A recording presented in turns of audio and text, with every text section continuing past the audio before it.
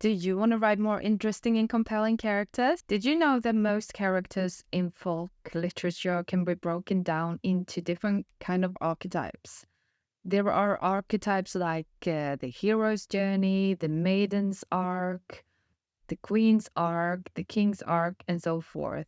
These are archetypical character arcs that you can use in your stories. So I guess, everyone has heard about the hero's journey. I find that not that many people actually use the other kind of character arcs. And that is why I've made this series, because I want to introduce more different kind of archetypical arcs for you to use.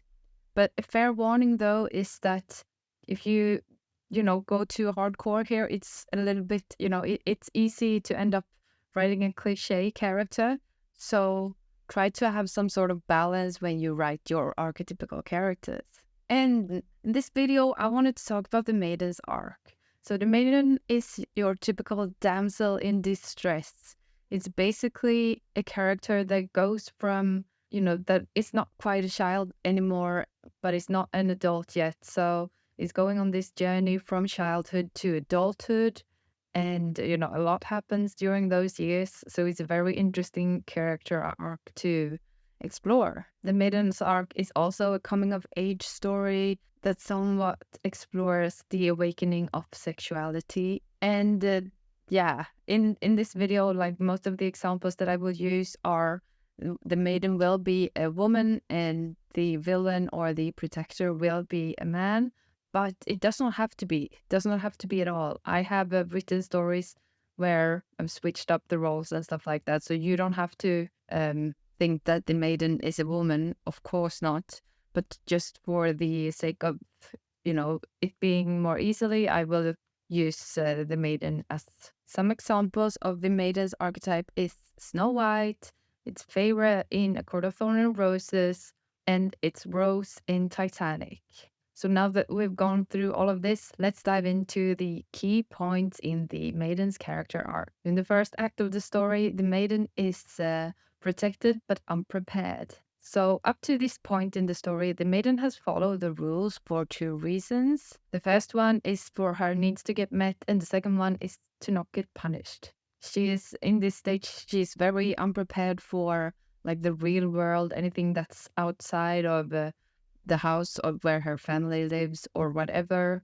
She's very fragile and not ready for the real world, basically. And the second plot point in the Maiden's Arc is the inciting incident. And the inciting incident is the predator's proposal. And here the Maiden's home is like it's interrupted with some unknown force from outside. And it may represent some kind of, external force that her parents has warned her from, or whatever, and they don't think that she's ready for whatever is coming here. But it does not have to be. It can also be some kind of charming young man in disguise coming to propose to her. Whatever the case here, the predator will come with some kind of proposal that will offer the maiden a way out of the restrictive world in which she is confined. One example of this is when Tamlin comes in A Court of Thorns and Roses and is taking Feyre away to the other side of the wall, the Feyre realm. And like one thing that is typical here is that the maiden is not yet wise enough to recognize the dangers that the predator proposed. That the predator is showing off. And now we've moved on to the second act. And the third plot point here is when the protector arrives. Because the maiden will accept the proposal of the predator, but everything will be interrupted by the protector showing up and trying to warn the maiden, to watch out for the predator. And the protector can be a mentor, it can be a lover, it can be whoever. But this is also a moment in time when the maiden, there's no turning back to her old life.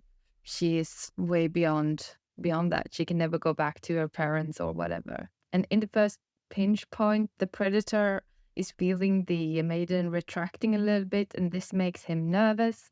So it could be that that she is starting to see through him, or maybe she's becoming more independent. Whatever the case here, he gets a little bit panicked and tries to remind her, that she needs him. And an example of this is in the Titanic when Cal, Rose's fiance, and Rose's mother reminds her that she has to marry him for the good of the family and stuff like that. So there's a lot of pressure on the maiden here.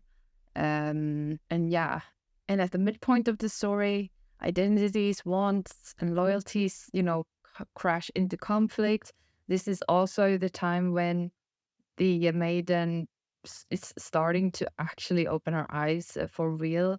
And she's not only reacting to things around her, she's also starting to become a little bit more proactive. And what does this mean? Well, this means that she's also confronted with the fact that she is no longer who she used to be.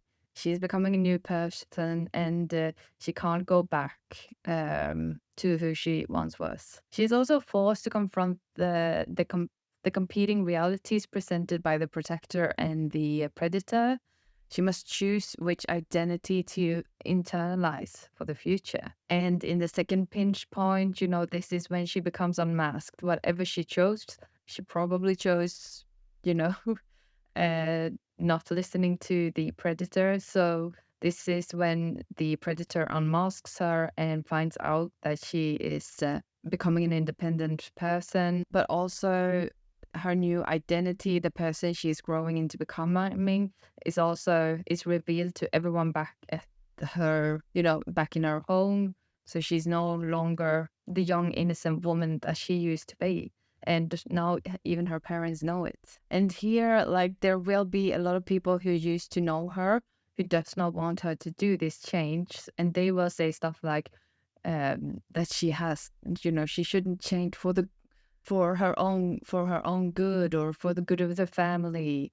Think about what people would say about the family. Think about the good of yourself and stuff like that. So there will be a lot of pressure on her here. And now we've moved on to the third act, and here the predator will come back and be more seductive than ever. And we will have some sort of false victory here where the predator almost wins and she almost resigns to become this nobody. And in A Court of Thorn and Roses, I would say that this is where Feyre almost marries Tamlin. She's just broken down. And the third plot point is when the marriage somehow gets threatened. In A Court of Thorn and Roses, once again, Rice shows up at the wedding and takes Feyre away. So, from Tamlin's point of view, the marriage is threatened. Tamlin does not know that Feyre was begging in her head for someone to help her and for someone to stop it. But somehow the marriage will be threatened here, and usually the maiden will also get some, a moment to think and a moment to actually consider her own options here.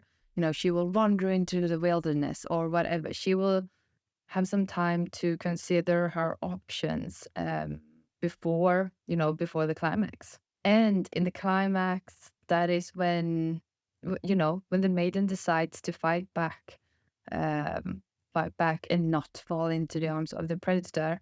For this to be most successful, I would say that it's important that you don't lean on the protector here. So make sure that it's the maiden that actually makes the choices and it's her actions that shines through.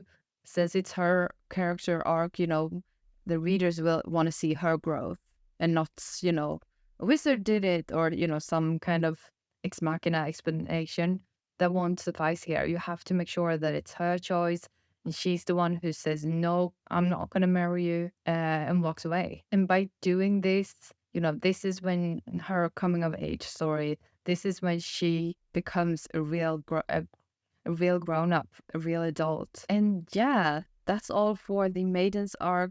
There are a lot of great books on archetypical character arcs out there. And I find that these archetypical arcs are very, very interesting. It's also interesting to see how other authors have used them in their stories. And if you want to learn more about archetypical character arcs, I recommend that you check out K.M. Weiland's book, Writing Archetypical Character Arcs. I will I will add a link to her website in the description box. And next time I'm going to talk about the hero's journey. So I hope you enjoyed this video. If you liked it, give it a thumbs up and leave me a comment. Yeah, that's all for today. Thank you so much for watching. And, if you want me to talk about anything specific, let me know, because I am still learning. And thank you so much. I'll talk to you soon. Bye!